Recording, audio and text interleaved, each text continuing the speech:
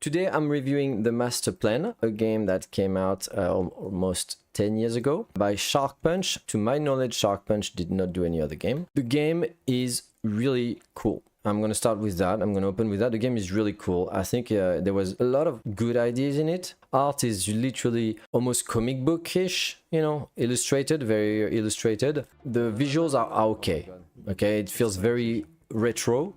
But at the same time, since it's all illustrated like a comic book, I don't think the game is going to get old because of that. So that's a nice touch. Audio-wise, usually I talk about the audio. The sound effects and all that are okay. There's no voice or anything. It's a cheap game, okay? It's a low-budget game. There's not much to it. So the sound effects are fine. The music, on the contrary, is just insanely good.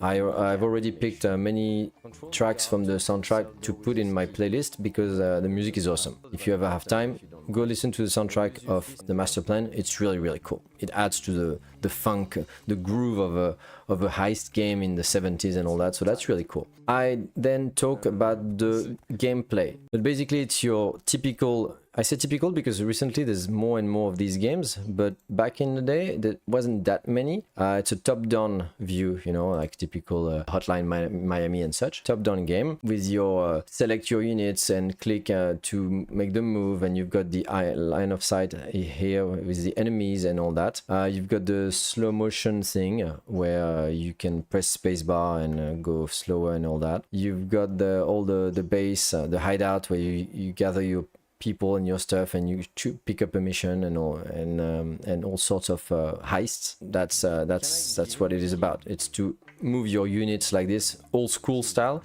You see, you pick a unit and you pick the action, the item and so on. Pick your unit, drag, do this. You can shift click and do several actions in a chain. It has a bit of a board game feel, so if you're into retro gaming, old school gameplay or board game, it has a bit of that feel. The game is really retro-ish, almost analog, you know. It feels like you click on a little thing, you've got all sorts of little interactions. It could feel like a smartphone tablet game, and that's one of the negatives of the game. It doesn't feel very deep, it feels a bit casual, but at the same time there's a lot of things to do, but it feels a bit like a tablet game. That's a bit sad, but it's still very enjoyable. So basically you move your guy you around, you do a heist, you explore places, you do missions to get money, you improve your guys and you upgrade them with money, you get weapons, you get additional staff. Even if the heist thing is an overdone theme, okay, there's nothing original to it, but the feel of the game, it's very groovy, very funky. It goes well. The dialogues, there's a story in it, not much, but there's still a story in it. I'm gonna do a disclaimer immediately. I didn't finish the game. I didn't finish it. I didn't go to the end, so I don't know about the story, and I won't spoil it. But I don't know how deep it goes. I don't think it's that deep. I think it's still a very low-budget, cheap game. And I don't think there's much to it story-wise.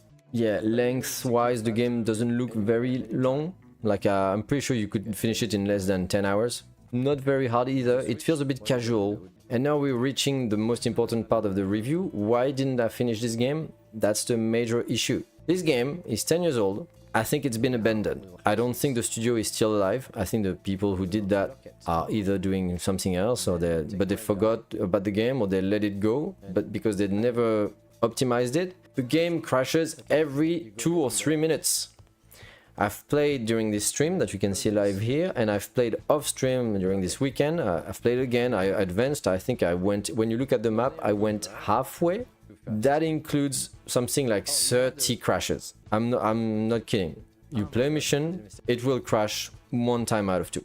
Just the game turns off. So that's the sad part. Okay, that's really sad because that's a very cool game, and I think it didn't get much promotion. I think nobody knows about this game, so it really went under the radar for most people. And I think when the devs saw that, they didn't bother, you know, making it up to date in terms of Windows 11 and such. So the game keeps on crashing, and that's very sad because when you play a game, it's really cool and you have your mission and boom, the game crashes and you're back to it. First time you can like, oh, maybe it's my PC. But after the 10th time, you're like, I'm done, I don't want to move on with this. And that's very frustrating. And so the hard part for me was to put that frustration aside because it's not linked to the game itself.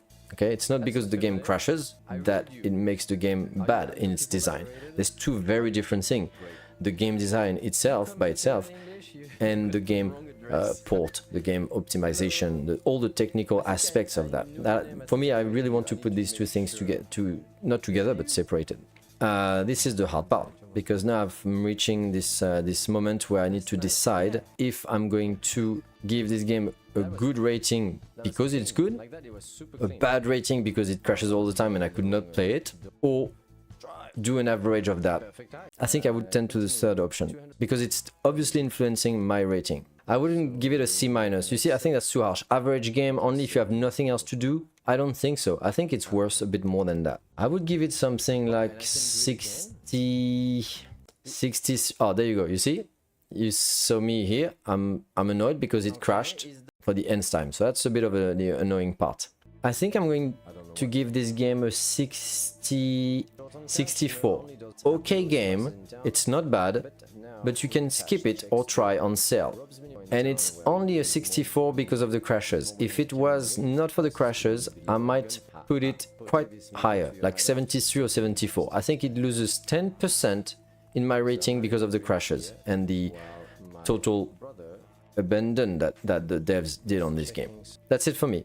Without the crashes, if the game works for you, it might be a 74, B-, which is fine, right? Nice game, try if you're interested. That's pretty decent. With the crashes, I had them. That's a C, 64%. Okay game, it's not bad, but you can skip it or try on sale. That's my final rating for the master plan.